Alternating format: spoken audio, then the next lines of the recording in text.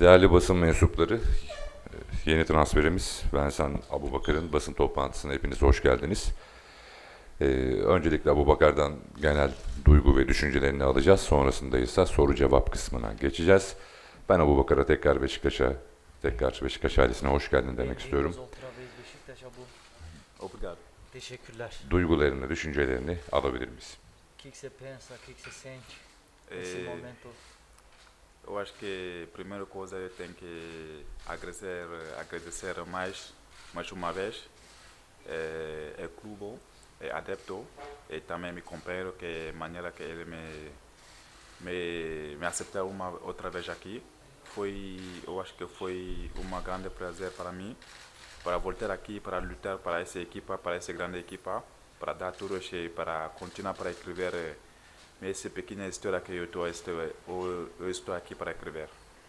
Evet, en başta kulübe, yöneticilere, teknik heyete, beni sıcak bir şekilde karşılayan takım arkadaşlarıma yeniden bir kere daha teşekkür etmek istiyorum buradan. Kısa bir hikayemiz olmuştu bundan önce. O kısa hikayenin devamını yazmaya geri geldim buraya, bu güzel kulübe. Yeniden o hikayenin devamını devam ettirmek için buradayım. Şimdi soru cevap kısmına geçelim. Se é verdade que ele estava a dizer. A primeira coisa eu tenho que agradecer mais uma vez esse adepto, que a maneira que ele gosta de mim, eu também gosto muito dele, eu gosto também muito deste clube.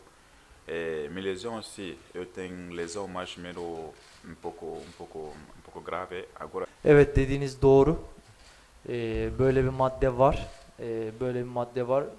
Buna rağmen taraftarın, bir kere daha teşekkür etmek istiyorum. Taraftarın beni bu sıcak karşılamasından dolayı, bu şartlar altında bile beni bu kadar iyi karşılamalarından dolayı onlara teşekkür ediyorum. Hakkımda söylenenlerden haberim var.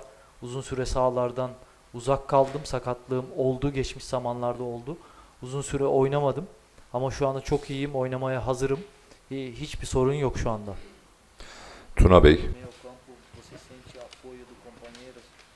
sim, eu sentir essa coisa é coisa não é coisa muito forte. É maneira que eu senti meu companheiro está comigo, quer me ajudar. Essa maneira então eu também eu quero ajudar essa equipa. É Porto, eu acho que essa é a opinião do treinador, porque depois dessa lesão eu sou pronto para jogar. Agora depende ele, essa situação não depende eu. Se ele me dá a possibilidade para jogar, eu jogo. Evet, geçen sene oynamamamın sebebi tamamen teknik direktörün tercihiydi. Ben antrenmanlarda %100'ümü verdim. Nürnberg maçında da bana şans verdi. 2 gol de attım ama ondan sonraki süreçte yeniden forma şansı bulamadım. Tamamen hocamızın seçimiydi. Antrenmanlarda ben elimden geleni yaptım. Hocanın fikridir, saygı duymak lazım. Buradaki orta saha oyuncularıyla ya da takımla adaptasyonum ve onlardan destek alıp almadığımla ilgili sorunuzda çok iyi karşıladılar beni. Onların desteğini hissedebiliyorum. Tabii ki bu gün geçtikçe daha iyi olacaktır. Não, eu acho que ele tem que compreender que todo jogador que está aqui de plantel de Beşiktaş somos aqui para ajudar a equipa. Somos complementários para ajudar a equipa. Não pode dizer que esse é o primeiro, esse é o segundo. Somos aqui para lutar para esse clube, para ganhar troféu. Aslında tam olarak öyle değil. Biz burada bütün oyuncular olarak kulübün faydasına emek veriyoruz, çalışıyoruz. Birbirimizle mücadele etmiyoruz. Burada kupalar kazanmak için mücadele ediyoruz. Hiçbir zaman birinci santifor, ikinci santifor söylemine katılmıyorum. Şafak Bey. Minha decisão primeiro eu dizer eu quero sair de Porto, porque eu não posso ficar mais um ano sem jogar, todos eu quero sair para ganhar tempo de jogo, todos. E agora a Beşiktaş está aqui, eu conheço um pouco casa aqui, eu conheço um pouco alguma gente aqui. Eu voltei aqui para ganhar mais ritmo. E depois com essa coisa de lesão, o clube meter cláusula disso, ano mais outra. Por isso aí depois eu não posso dizer que eu quero mais.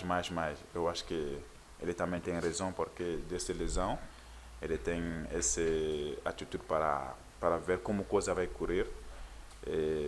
Vamos ver como a coisa vai correr. Isso muito tranquilo. A sua saída aqui, Okay. depois de ano de empréstimo, aquele 3 anos atrás. Ah, esse eu acho que é coisa de meu empresário. Empresário, eu acho que tem alguma coisa que eu não entendo com a gente do clube e não depende de mim. Não depende de mim.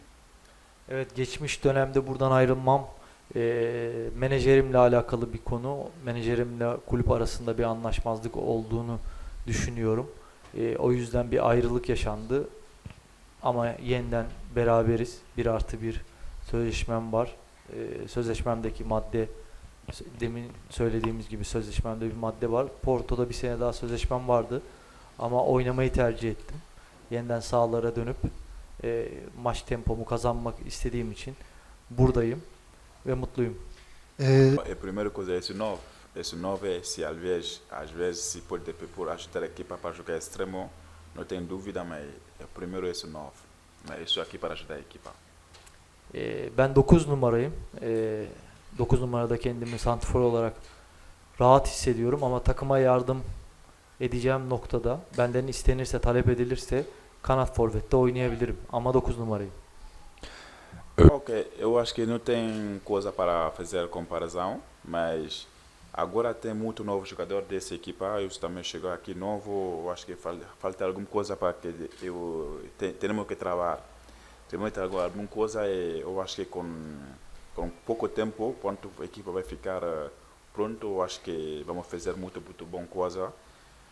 Nosso plantel temos muito bom jogador. Temos muito bom jogador, mas eu acho que com frente, quando alguns jogadores vão compreender a coisa que treinadores queremos, se queremos ir uma maneira de mesma direção, eu acho que vamos fazer coisa muito interessante e toda a gente vai ficar feliz.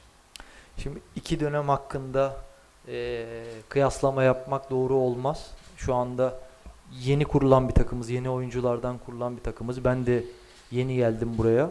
İlk başta çok iyi oyunculardan kurulan bir takımız ama yeni bir takımız. Zamana ihtiyacımız var. En önemlisi de hocamızın istediklerini, bizden istediklerini anlayıp sahaya aktarmamız gerekiyor. İlk başta bunu anlamamız lazım. Hocamız bizden ne istiyor bunu anlamamız lazım. Ama dediğim gibi çok iyi oyunculardan kuruluyuz. Ve iyi şeyler olacak.